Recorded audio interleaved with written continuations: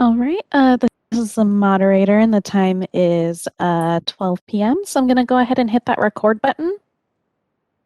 This meeting is being recorded.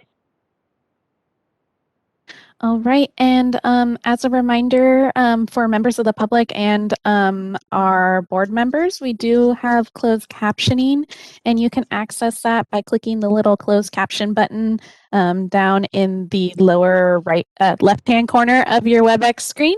If you click that, it'll do some live captioning for you. And at this point, I'll go ahead and pass this over to our board chair.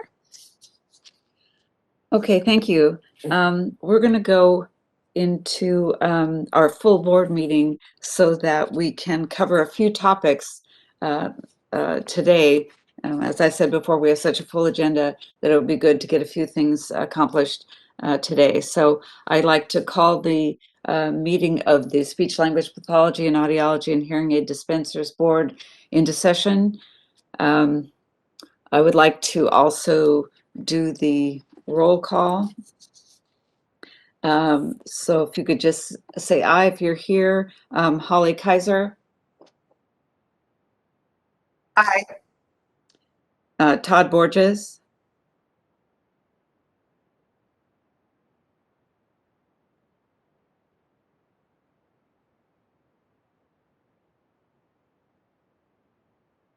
See Todd? We can come back to Todd. Karen Chang. Aye. Gilda Dominguez. Aye. Debbie Snow. Aye. Of course, I'm here. Todd, are you on yet?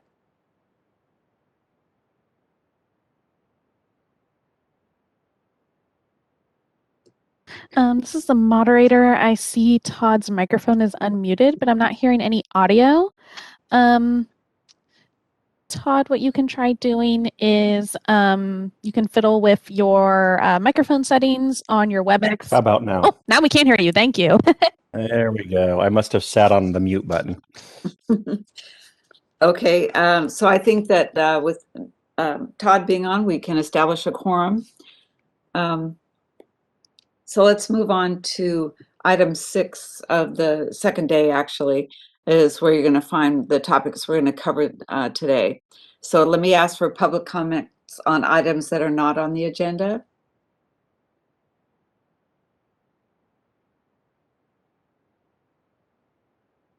All right, this is the moderator, and at the direction of the board, I have opened up the Q&A feature for public comment. Members of the public, if you would like to make a comment for items not on the agenda, please click that Q&A icon located at the bottom right-hand corner of your WebEx screen. All right, and it looks like we do have one request for public comment from Gilbert Mell. Gilbert, I'm going to request to unmute your microphone. When the prompt comes up, please click unmute me.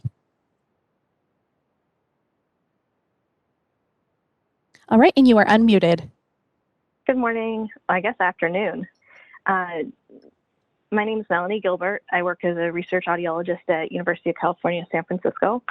And I'm speaking today in my capacity as an audiologist and a board member at California Academy of Audiology to bring an important matter to your attention. So after the last several months, CAA has been providing input to the Department of Healthcare Services on the creation and implementation of a pediatric hearing aids program, now known as the Hearing Aid Coverage for Children program.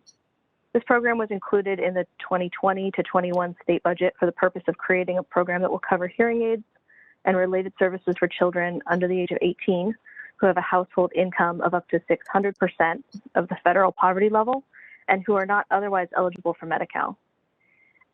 As the Department of Healthcare Services continues its efforts to launch and administer the new program, CAA has concerns regarding the current provider list used by the department to help families identify and find professionals to provide these vital services for their children. Unfortunately, the current list of providers is outdated and includes certain individuals who are neither licensed nor have the appropriate training to serve the pediatric population. We would respectfully ask this committee and this full board to urge the Department of Healthcare Services to update or change the provider list to ensure that only those who are able to provide these treatments and services are included on this list. We believe this to be an important consumer protection issue and hope to work together with the board to protect California's hearing impaired children and their families. Thank you.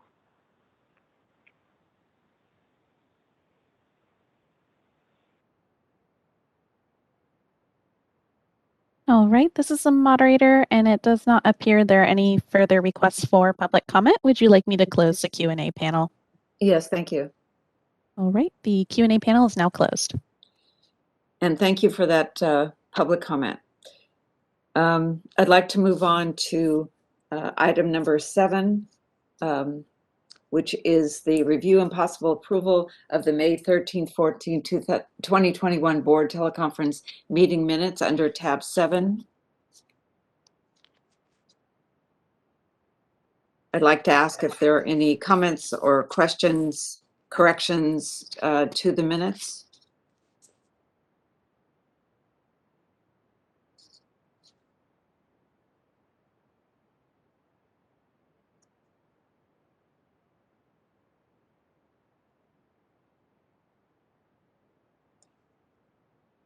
Hearing none, I would entertain a motion to approve these minutes. Hi, this is Holly. I make a motion to approve these minutes. Okay, do we have a second? I second it. Okay, Charisse, can you call the vote? Absolutely. Dr. Raggio. Aye. Charisse, this is Michael. We do need to take public comment since we have a motion on the floor. Okay. Yes, Okay. apologies. Okay, so can we open up again for public comment, please? This is the moderator, and at the direction of the board, I've opened up the Q&A feature for public comment. Members of the public, if you would like to make a comment on this item, please click that Q&A icon located at the bottom right-hand corner of your WebEx screen. I'll go ahead and pause a moment to allow the public time to access the Q&A panel and submit their requests.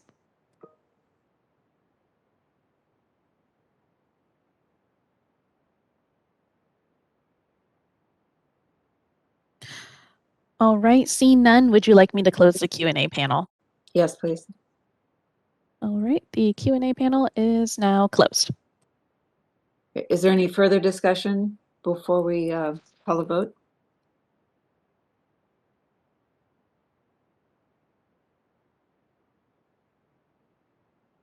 Okay, hearing none. Charisse? Dr. Raggio. Aye. Ms. Kaiser. Aye. Mr. Borges. Aye. Ms. Chang. Aye. Ms. Dominguez. Aye. Ms. Snow. Aye. Motion passes. All right, under tab 8 is the board chair's report. I'd first like to talk about the 2021 board and committee meeting calendar, which you see under that tab. Our next meeting will, of course, will be October 7th and 8th, and the following meeting, November 5th. Why is that so close? This is Charisse. To clarify, the November 5th meeting is contingent on needing additional changes to the sunset review report. In past experiences, once you go through the sunset review report, sometimes there's amendments or additional data that might be requested or a variety of things. So we just kind of keep it on the calendar in case we need it, and then we can cancel it if we don't need it. Would that be a meeting that primarily Holly and I and board staff would be involved in, or the whole board? The whole board, because the whole board has to approve the sunset review report before we send it to the committees. Okay.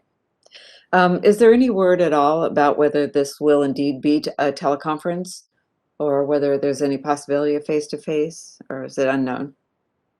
It is still unknown. The current waiver is still in effect, and we do not know if or when the governor will decide on whether to extend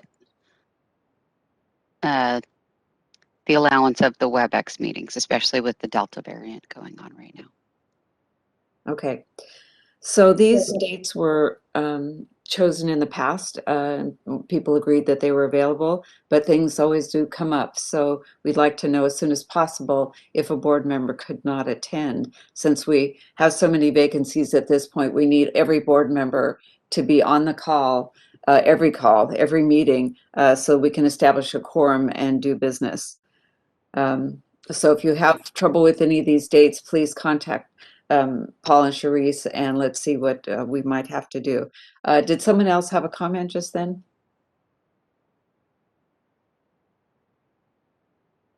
Okay, guess I misheard that. The other part of the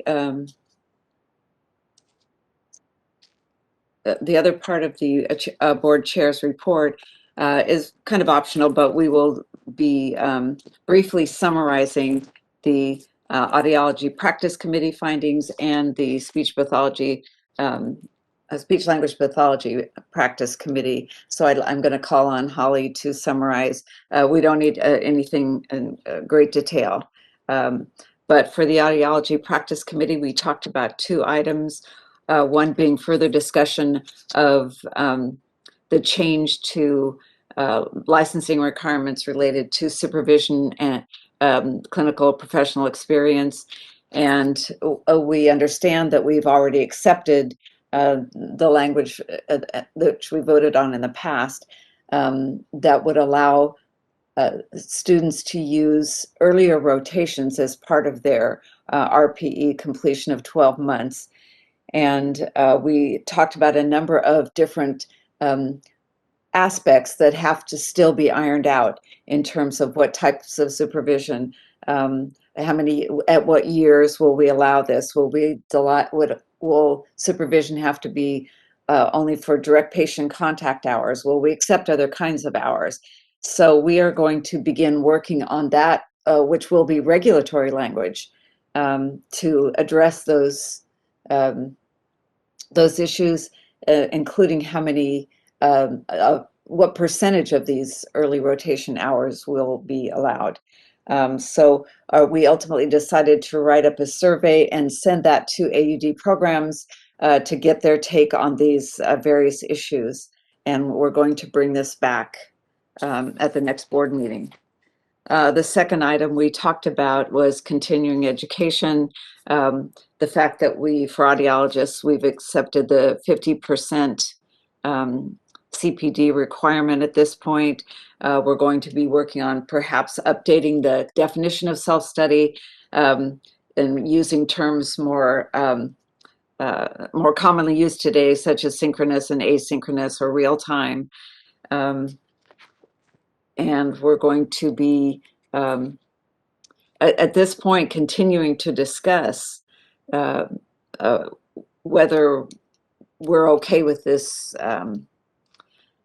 the current language and our current going forward in terms of face-to-face, whether we should allow all of our CEUs to be virtual if we wanted to, or do we want to have more live? And there's just so many issues that came up here. I took 100 notes on my paper here that we need to talk about. Real-time interaction. Anyway, the idea is, do we want to align with speech pathology? Do we not want to align with them? Do we have different issues? My instincts are that we do want to align, but I would. I think this whole thing requires further discussion. So that's kind of where we are with that. So can I call on Holly to just briefly summarize your speech language pathology practice committee findings or discussion? Of course. Yeah, and I've got to say, you completely summed up what I was going to say about our discussion about continuing professional development. But I do think there was a strong interest to look at increasing the self-study hours, but same issues about defining it with updated terms such as synchronous and asynchronous, looking at more flexibility, etc. So, and also if we can align with audiology, that would, probably help matters as well, if it works out that way. And then our second discussion was about the number of support personnel, the restrictions that right now restricted to being able to supervise 2 full-time, it doesn't say full-time, 2 SLPAs and one aide. If you have 3, you can only have 2 SLPAs. So the discussion led to talking about removing the definition, removing the restriction so that it just says support personnel. So you could have the total number of people you supervise could all be SLPAs. The actual number is something we also want to discuss, and we want to look at what other boards are doing, their restrictions or lack of restrictions, and why. And then also the definition of FTE, so that we consider the supervision, the enforcement, and also looking at employment issues and all of that. That's part of that discussion. I think that's it. Okay, thank you. All right, that concludes the board chair's report. Is there any further discussion about those topics?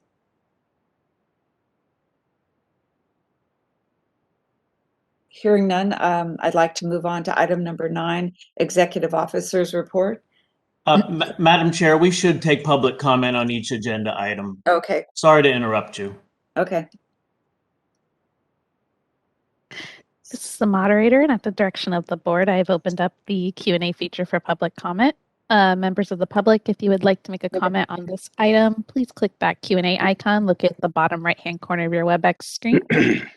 And it looks like I have a raised hand from Michelle. So Michelle, I will unmute your microphone, and please click the unmute me button when prompted.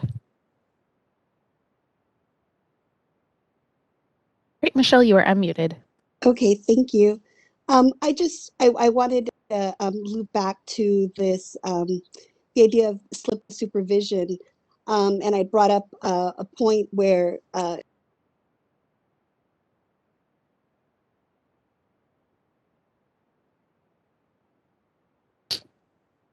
this is the moderator, Michelle. It appears that your mic may have gone out. We'll wait to see if it comes back.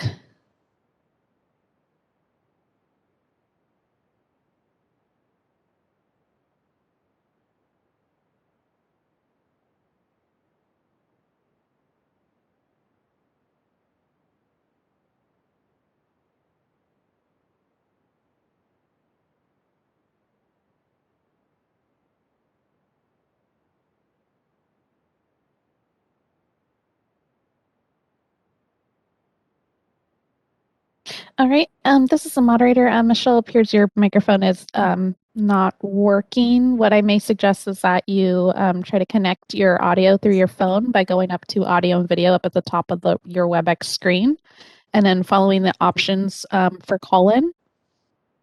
And we can circle back with you once you are reconnected.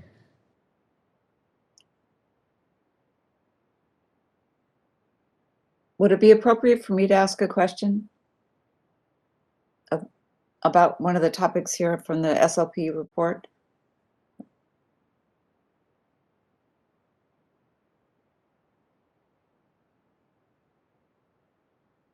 I think that might be a question for our legal counsel. I unfortunately cannot answer that. Yeah, I was kind of throwing that out to whoever could answer it.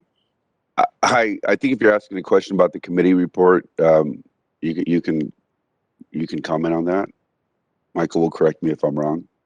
Yeah, I agree, Mr. Sanchez, please. Okay, so I can ask a question. Yes. Holly just listed the kinds of things that they were going to be looking at in terms of changing the number of a ratio of SLPs to aides in terms of supervision, defining FTE. I was wondering if there was going to be any further discussion of the amount of supervision required depending on the activity of the SLPA.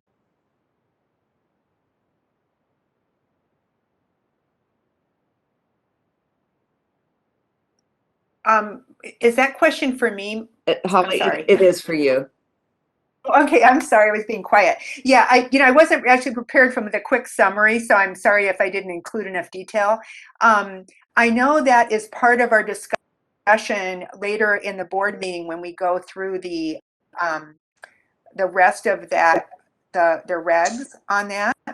And so, and I have given a lot of thought actually, but so I thought it was great that Michelle brought that up in her comments. So I do believe that is part of the discussion we're going to be having anyway.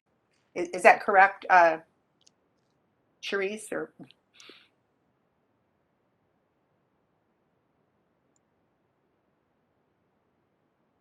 We're going to be having a conversation tomorrow during the regulations section on the SLPA requirements, and it does include all of the SLPA requirements. So at that point, we can discuss the other sections about supervision and the requirements of supervision, not just the limit on the support personnel. So since that's agendized for that discussion, which is agenda item 14C, right. we can open up that conversation to a broader extent, and we'll continue to look at those things. And I will go ahead and try to see what we can find about occupational therapy assistants and physical therapy assistants before that conversation tomorrow, so that can be part of the conversation. All right, this is the moderator. It looks like Michelle's back, so I'm going to request to unmute her microphone so she can make her comment.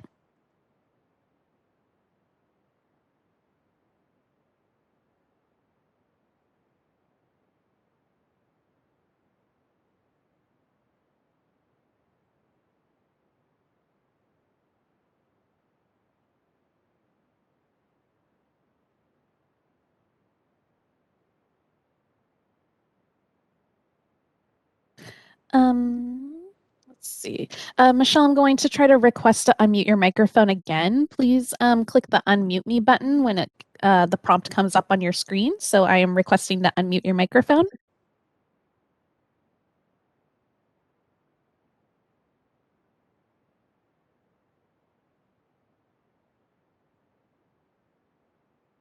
All right, Michelle, you are unmuted.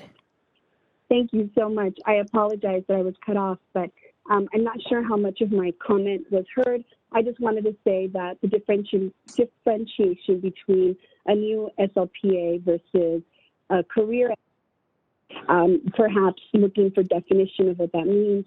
So while we have an actual assistant that is tethered to somebody's license, a specific person is one level of supervision, where perhaps a career SLPA, while still supervised, can be supervised in general, not tethered to a license, so they're able to maintain employment and still meet the requirements of being supervised in a practice. It's a thought that I had in terms of differentiating between the two. Thank you.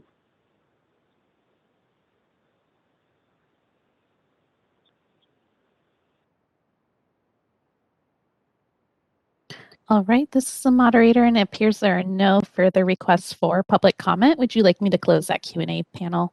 Yes, please. All right, the Q&A panel is now closed.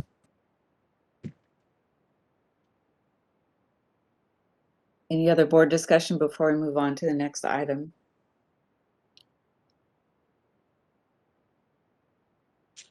Hearing none, I'd like to move on to agenda item 9, Executive Officer's Report, and turn this over to Paul Sanchez. Good afternoon, everyone. I just want to make sure that you can hear me. Yes. Okay, good. I'll go ahead and start with my report, and I'll try to go through it quickly because I think we're running into our lunchtime. Behind tab 9, you'll see my report along with some charts, some other statistical data. First off, I want to just report that last time we spoke, we talked about our business modernization project and where we were. Just reminding everyone that this is a project that will allow us to transition from our existing legacy database system to actually a more modernized version, a system that would allow for online transactions. We're really excited about this project.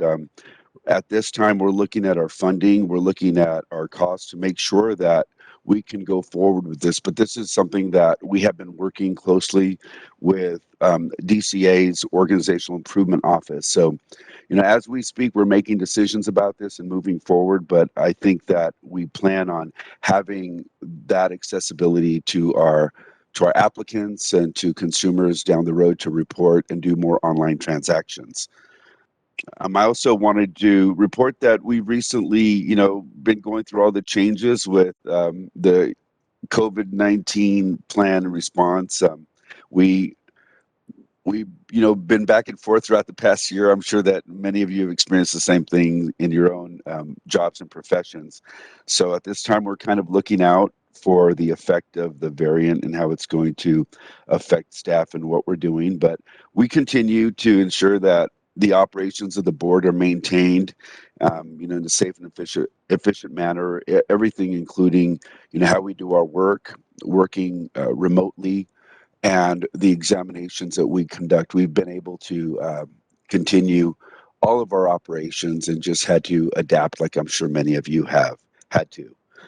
At any time, too, I just want to allow the board members to ask questions of me. I think if you want to interact or have questions regarding any part of this report.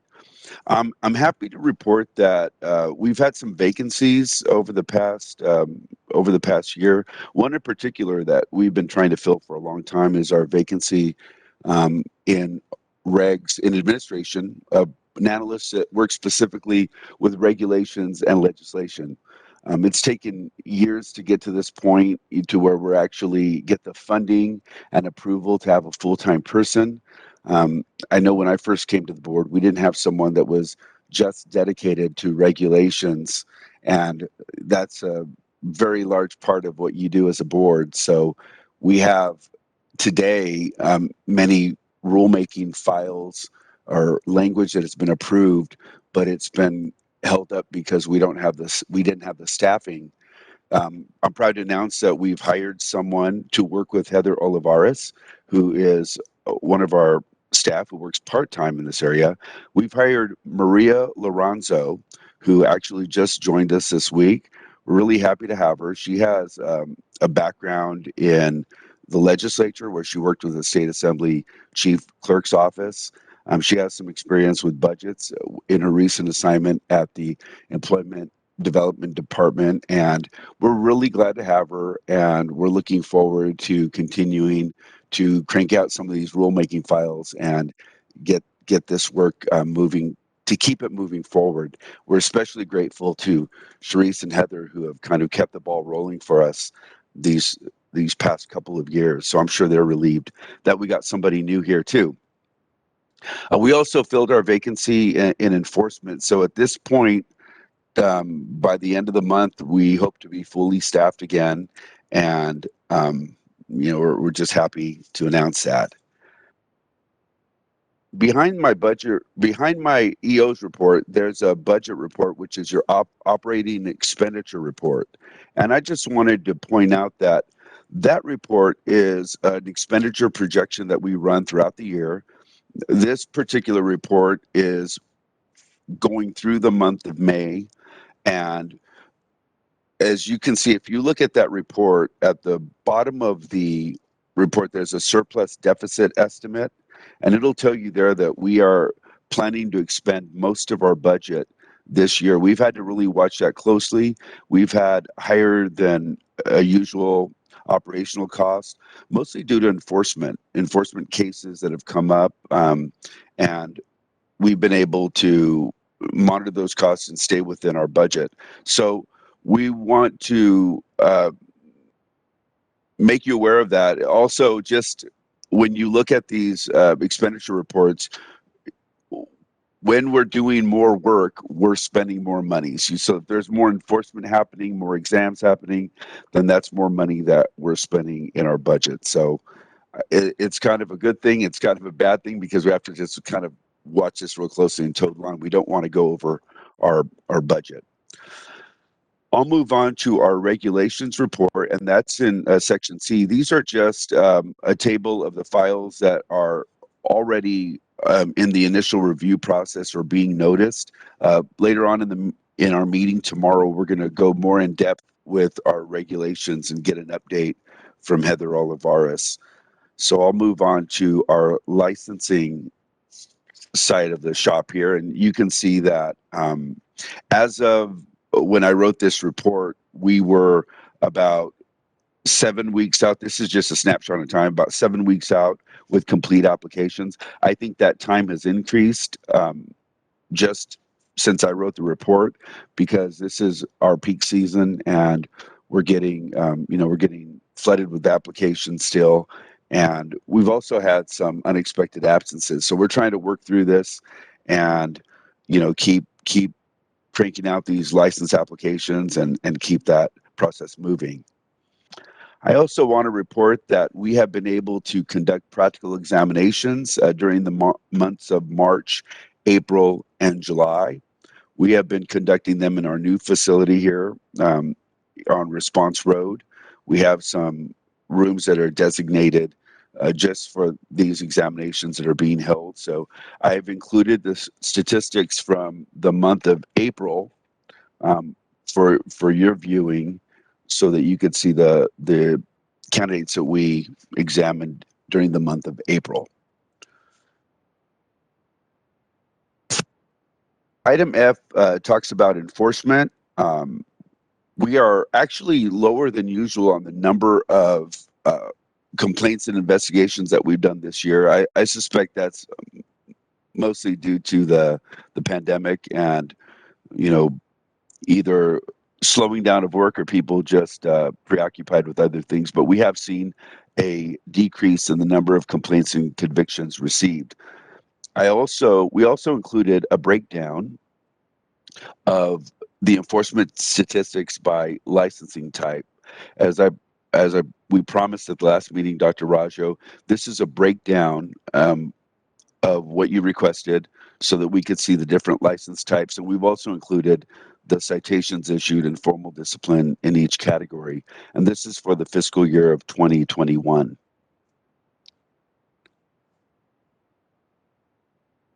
Below that is a table of the disciplinary actions that have been adopted by the board during the last 12 months. And I wanted to just point out that, we do online balloting or by email. So it's really important, as Dr. Rajo mentioned, we have vacancies on the board. So we want to make sure that we get all of our board members voting in a timely manner on these cases when they're sent out to you by our enforcement coordinator. And I know Tanisha sends those out and she gives a deadline. So that deadline ensures that we can process everything in a timely manner. There's a licensing and enforcement report that follows my report. And I just wanted to report on, let's see, one other thing. If I could go to the next slide, moderator.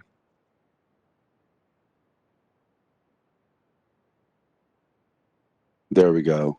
And we worked with the Attorney General's office. I had the opportunity to work with representatives from professional organizations that work in the profession of hearing aid dispensing. That's HHP and CAA and our board members, and we worked on a consumer alert. Attorney generals throughout the country have issued consumer alerts about hearing aids that are sold online or over-the-counter hearing aids. As we've discussed in the past, over-the-counter hearing aids, there are federal regulations in the process of being promulgated, but there are advertisements out there that can be misleading. So we're grateful for the Attorney General's office. Attorney General Bonta issued this consumer alert on hearing aids sold online. You can actually see this on the AG's website, and we're just very pleased, and we hope that this will help others become aware. There's the actual text. You can see it on your screens. And this is something that was put out, and it also makes people aware that we license the hearing aid dispensers, dispensing audiologists, and if anyone has questions, they can file a complaint with the board. If they believe that someone has misrepresented claims, the AG's office also included a link there so they can report directly to the AG's office. Are there any questions at this time about anything in my report from the board? Hi, Paul. It's Holly. I have a really tiny question. I always forget to ask this, but on the licenses issued page, what is SPT? I always see zeros there, so I don't know what that is. I think that's, Sharice, maybe you can help me. I think this is like some trainee designation. It's really isn't it is the temporary. It's the temporary license. Oh, okay. And oftentimes other boards use their temporary licenses far more, and I think even the AUs use it more here at speech. But usually for speech language pathologists, they don't use the training or the temporary license provision coming from out of state because they can use the CCC, and most of them have the CCC, so they get licensed under that qualification and skip the temporary. Okay. Thank you. And because it's about the same processing time, why apply for the temporary when you can just have the permanent is kind of how it goes. Okay, thank you.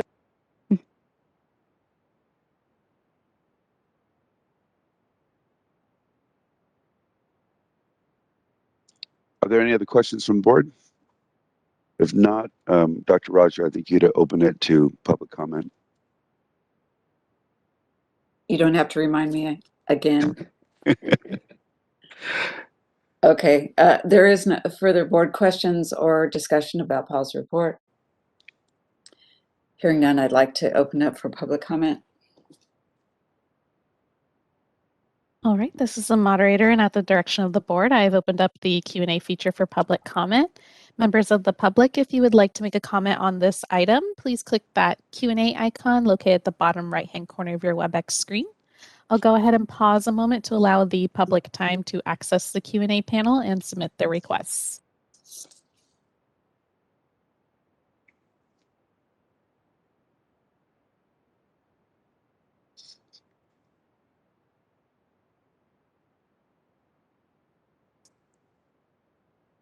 All right, seeing none, would you like me to close that Q&A panel? Yes, thank you. All right, the Q&A panel is now closed. Okay, what I'd like to suggest is that we break now for lunch.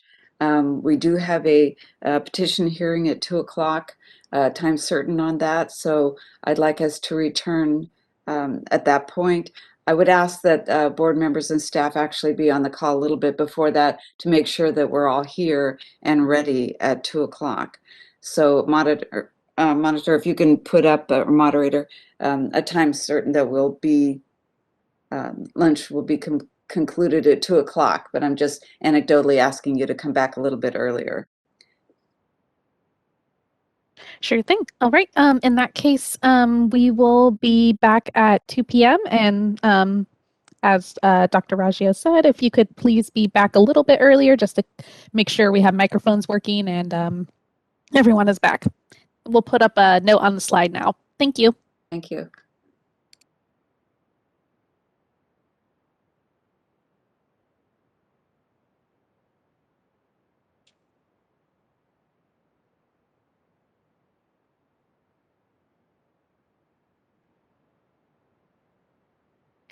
All right, this is the moderator. The time is 2 p.m., so I'm going to go ahead and unpause the recording. This meeting is being recorded. All right, and at this point, I'll go ahead and pass it over to our board chair.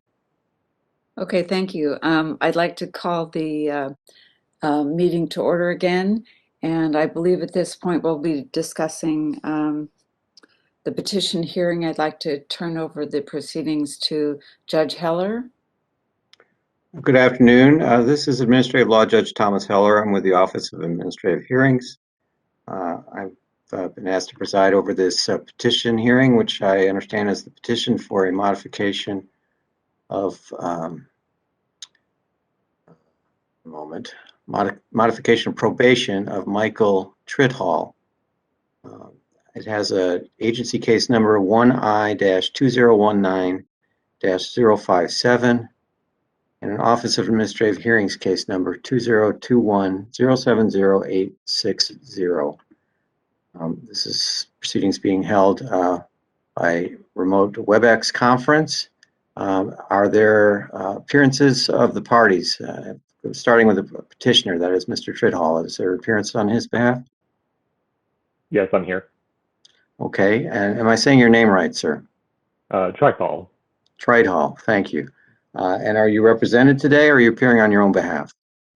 I am supposed to be represented. I do not see my attorney present in the list of names.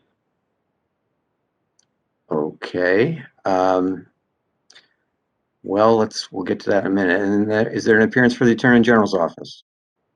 Yes, good afternoon. Deputy Attorney General Brian Lee on behalf of the Attorney General's office.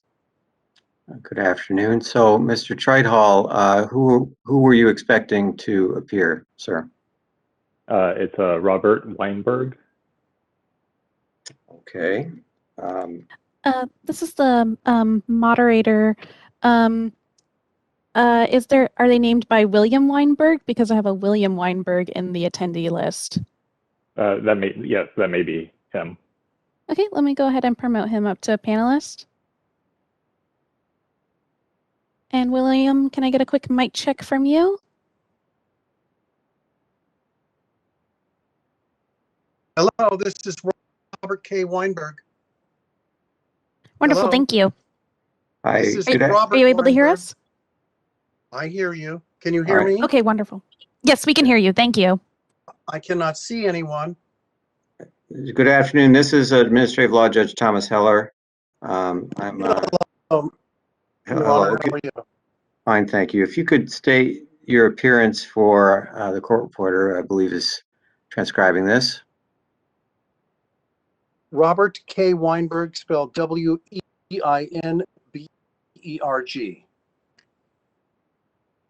Right. On behalf of Mr. Tridhall. Yes, thank you. Mr. Tridhall introduced himself, and we also have Deputy Attorney General Brian Lee is appearing for the Attorney General's office.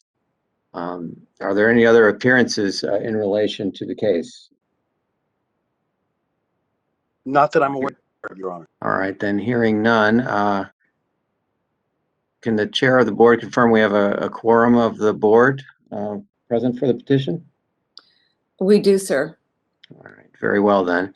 Then I'm going to hear from counsel for petitioner first, if you wish to make an opening statement, sir, to the board. I do.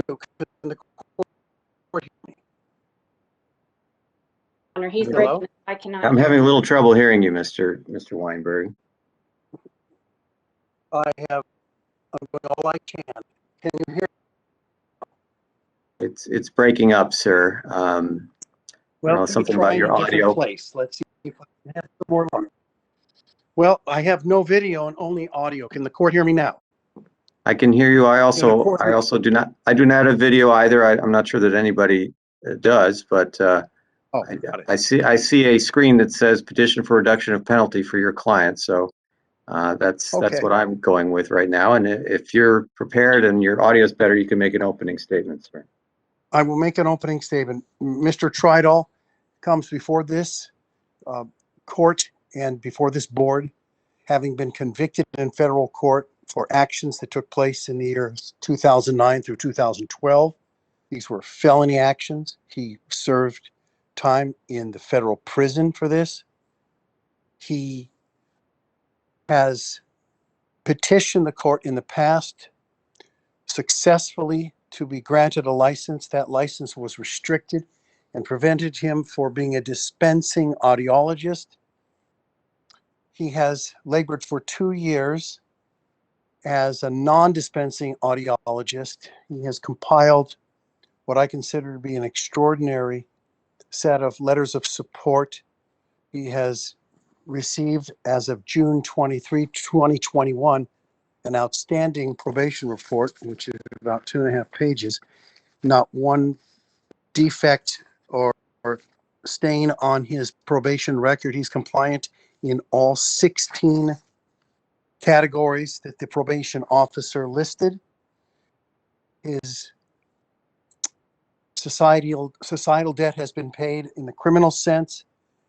He has to live with this the rest of his life. He has been making restitution diligently. He has increased his restitution payments as his income would permit.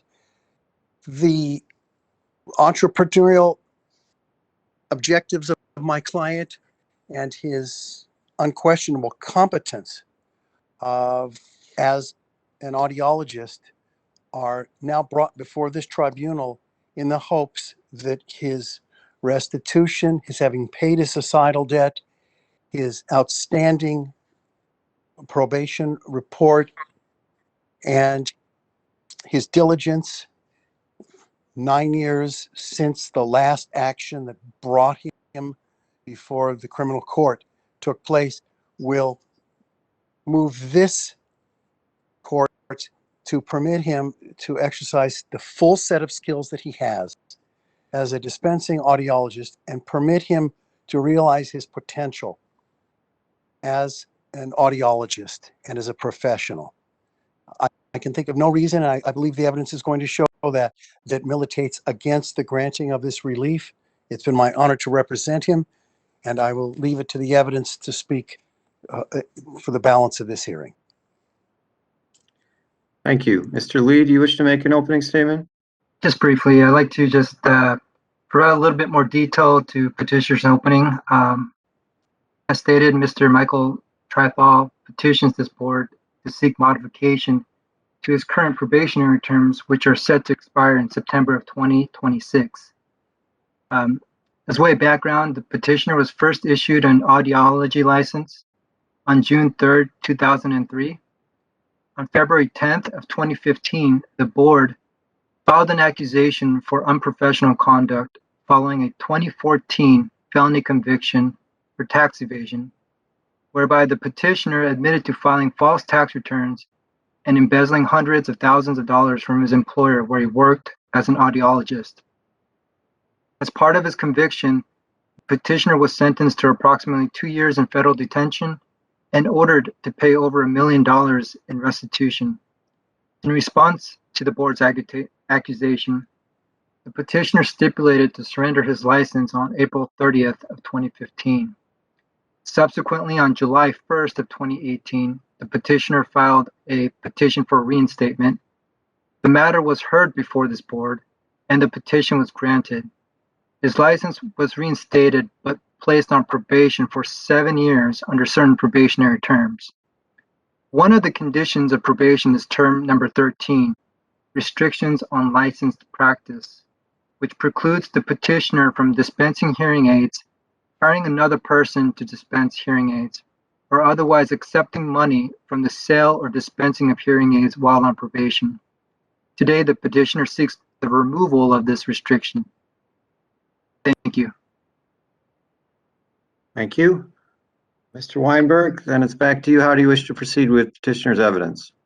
Well, I would begin by asking that the exhibits that we have uploaded be considered by this court. That would be Exhibit A, which is pages 1 through 71, and Exhibit B, which constitute pages 72 and 73, from a Fred Fontana, and there's a Dr. Alexis Korostoff Reber, and Huntington ear, nose, throat, head, and neck on pages 74 and 75. Breaking up again, Your Honor. I would ask Yes, Mr. Weinberg, I'm going to have to interrupt. You're breaking up your audio again. I'm so sorry. The technology is imperfect, and so am I. But what I was asking would be that the two exhibits that constitute 75 pages, A and B, be accepted. That's the first request on my end to proceed from this point on.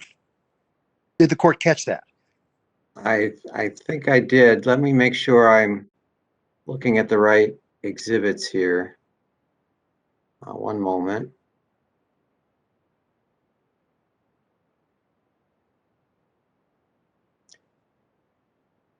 What I have filed with the Office of Administrative Hearings, Mr. Weinberg, is a packet that's of exhibits labeled 1 through 6.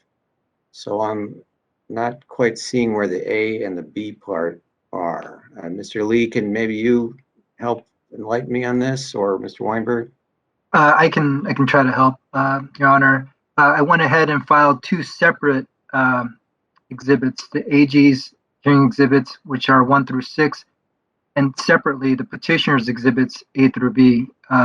Both of them were uploaded to the OAH's file server. Well, I see two exhibits, but they're both labeled 1 through 6. If you could give me a moment, I'm going to look at something else here and see if I can locate it.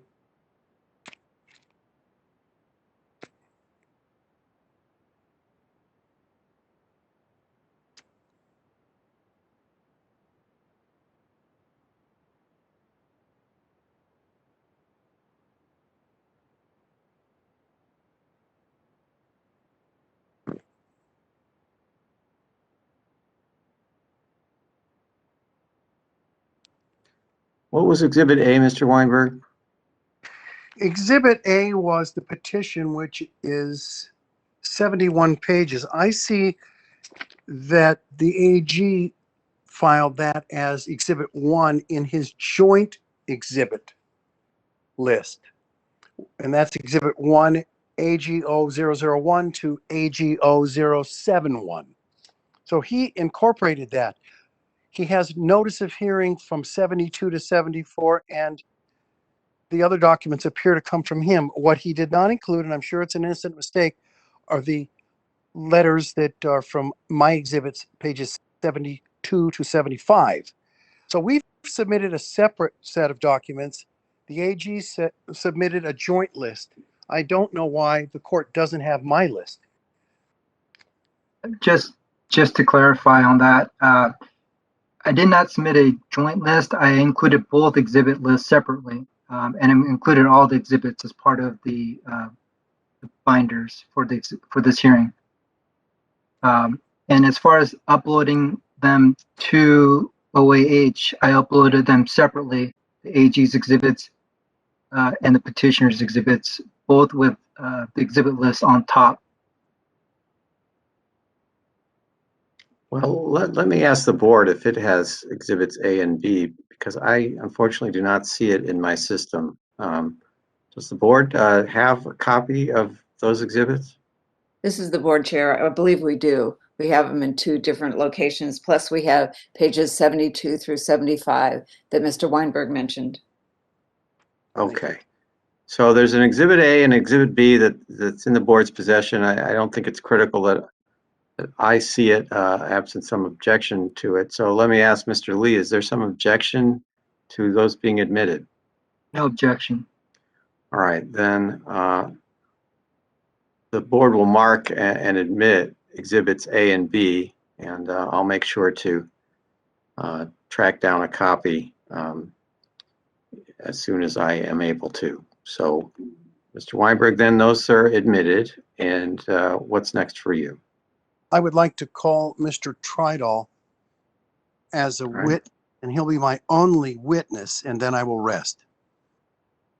Very well. Mr. Tridall, this is Judge Heller. Can you hear me all right? Yes, can you hear me? Yes, sir. I'm going to administer an oath to you. If you could please listen and respond when I'm done. Do you solemnly state under penalty of perjury that the evidence you will give in this matter shall be the truth, the whole truth, and nothing but the truth? I do. Thank you. Mr. Weinberg, your counsel will begin with the questions, and then if Mr. Lee has questions or members of the board do, we will ask them after that. Right now, Mr. Weinberg, you may proceed. Thank you, Your Honor. Mr. Tridall, I think it's a safe bet to say that you're a little nervous right now. I was more nervous connecting to the internet than I was anything else, but yes. Well, I understand. Of the first question I have is a bit of housekeeping. You are aware of this petition that constitutes 71 pages and the additional letters, and those are accurate, true, and correct? Yes. Now, you have been working since having your license partially restored, have you not? I have. Have you been working constantly? I have. Have you continued to make restitution payments for the loss that you caused arising out of the criminal case? I have. Can you tell Judge Heller why you believe it is important and it would not be unjust to restore your ability to be a dispensing audiologist? Why do you believe that it would be fair for that to happen? I think through this experience, I have come to realize how much I enjoy what I do and how much I'm able to help my patients. I think the difficulty that I run into on a daily basis is the limited capacity in which I'm able to help. I'm able to work with adults and children and aiding the physicians I work with in diagnosing various types of hearing loss. But there's a major part of that I'm not able to help with. And that's really what the petition is aimed at doing. Can you explain, assuming that Judge Heller is not a trained audiologist himself, how this would help your patients for you to have the additional privileges that we are seeking in this petition? Yes. Majority of the patients that I see do have a sensory neural type hearing loss, meaning that it's a hearing loss of the inner ear that is not medically treatable. The recommendation for sensory neural hearing loss is amplification or hearing aids. And we want to provide those to patients regardless of the severity of the hearing loss in order to preserve speech intelligibility, speech understanding, quality of life, and then especially for me, working with children, early identification, early amplification, speech and language development is crucial for those kids. Could you tell the court about the work you're doing now, the context in which you're working as an audiologist? So in the practice that I'm with, that I have actually been with for 3 years, when I first started there, the audiologist that was there did very basic air, bone, and speech testing. Since I have joined the practice, I have implemented tympanometry, acoustic reflex testing, and in the last year, was able to acquire otoacoustic emission testing, all of which I think has been quite beneficial, not only to the patients, but to the practice in identifying and treating properly.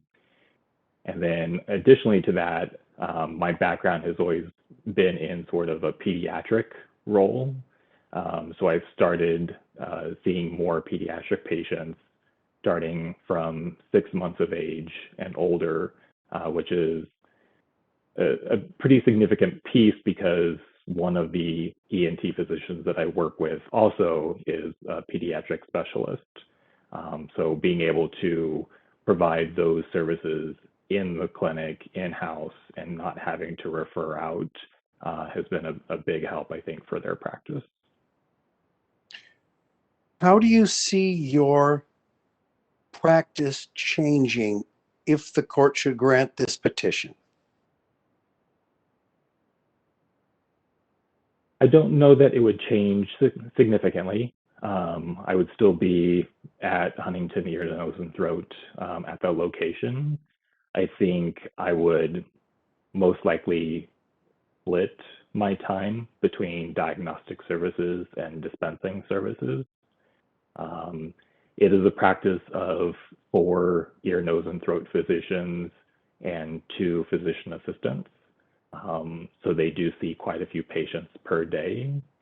On average, I see anywhere from about 15 to 18 patients per day. And I know with the dispensing piece, hours would probably have to be adjusted, but it would be something I would definitely like to incorporate in that practice, in that setting.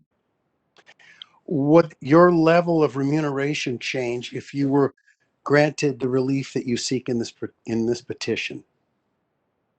Absolutely, yes. I would expect that ability to go up significantly. And this, I think it goes almost without saying, would enable you to make restitution at a higher level. Am I correct? Correct.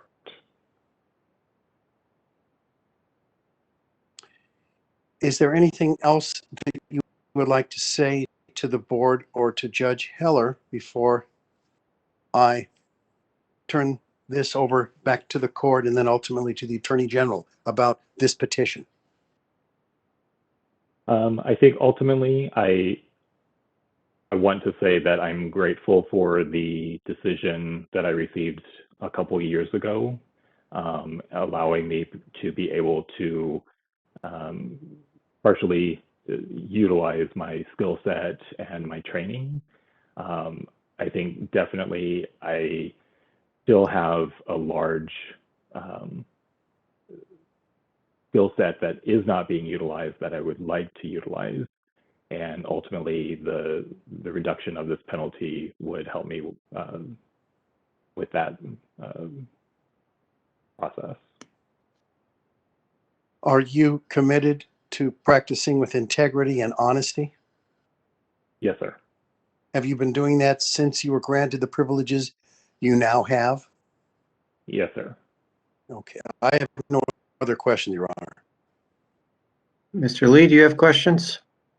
I have a few questions. Thank you. Mr. Trithal, are you considered an employee or a contractor at the moment? I'm an independent contractor. Do you anticipate that your employment status would change if the restriction is removed? More than likely, I would probably still be an independent contractor. However, in my discussions with a couple of the physicians, they would be interested in partnering with me and essentially developing a secondary practice within a practice. Do you handle any of the finances or billing at Huntington ENT? I don't.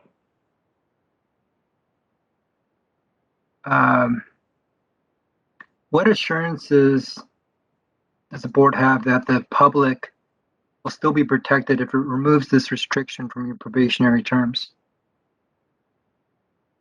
I think first thing I would do is, again, hire an attorney to help me with the setup of a business, making sure that all of those components are done properly. In a partnership with the other physicians, I would make sure that as far as billing, that was done by a third party.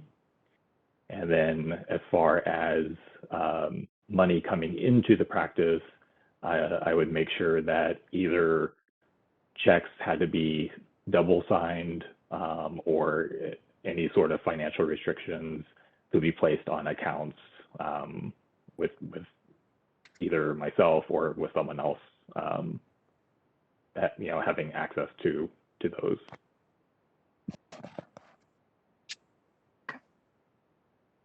I saw somewhere, I believe it was in your petition for reinstatement, you provided a statement where you mentioned you had at that time succumbed to what you call the Facebook effect. Do you recall that? Yes. Can you tell us, for those that don't know what that is, what is it? I would say it's social media's portrayal of excess and sort of the thought that I had a really good job at the time and I was not able to do what I was seeing in the social media realm. And I couldn't figure out why and I didn't understand it. Since I do go to therapy every other week, working with my therapist to kind of pull back the curtain on that and realize that a lot of it is make-believe and a lot of it is set up and a lot of it is not real life. Also, I think in the last 10 to 12 years, I've matured and I have come to realize that certain material things are not as important as other aspects of life. And do you have social media accounts today? I do not. Okay. Thank you. I have no further questions. Do members of the board have questions for Mr. Treadwell?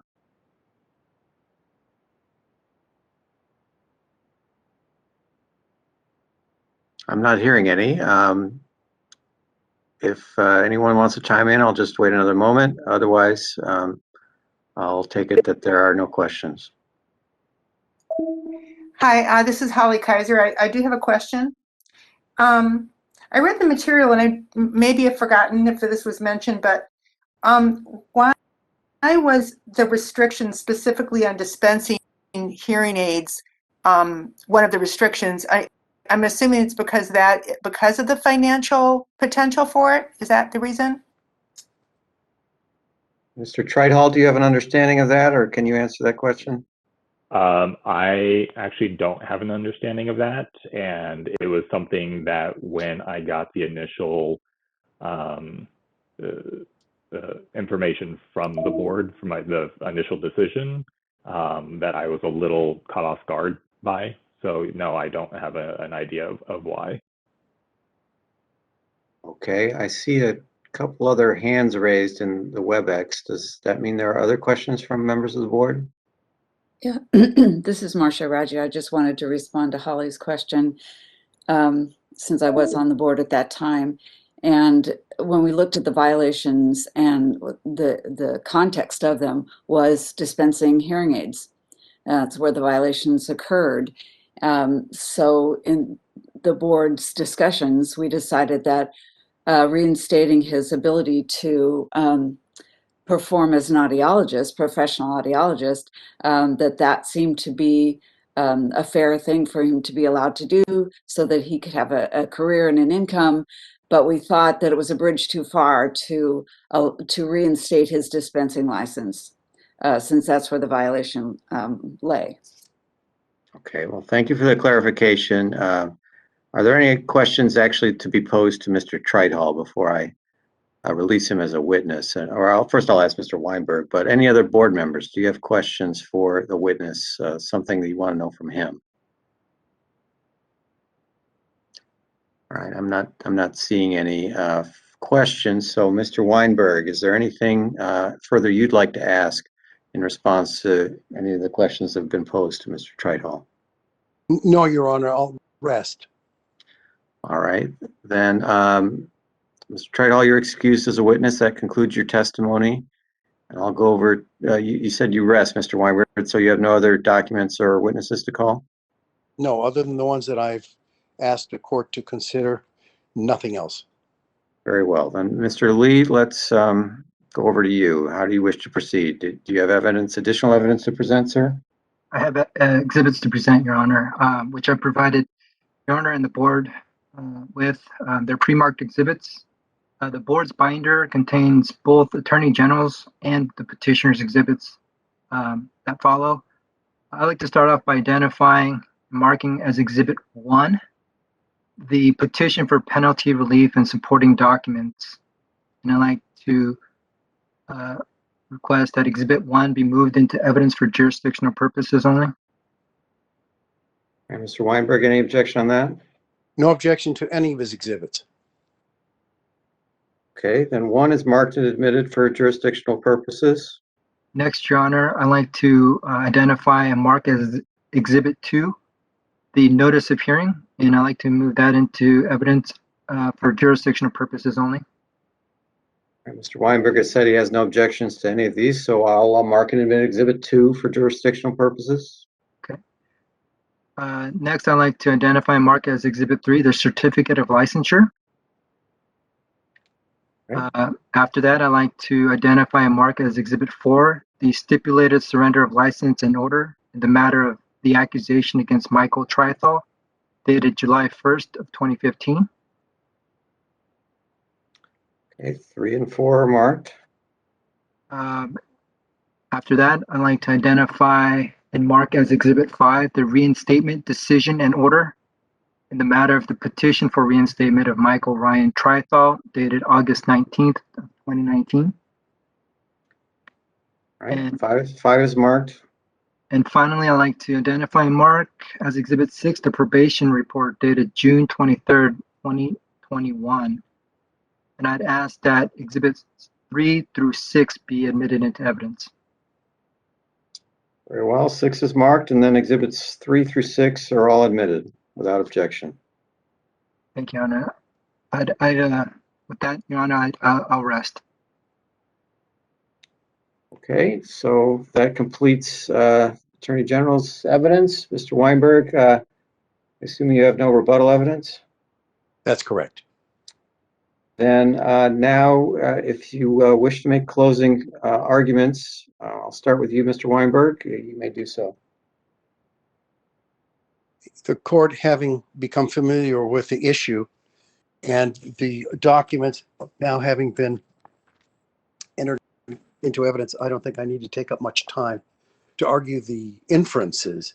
I think the probation report that Mr. Lee refers to is critical because of my client's perfect score, 16 out of 16 items.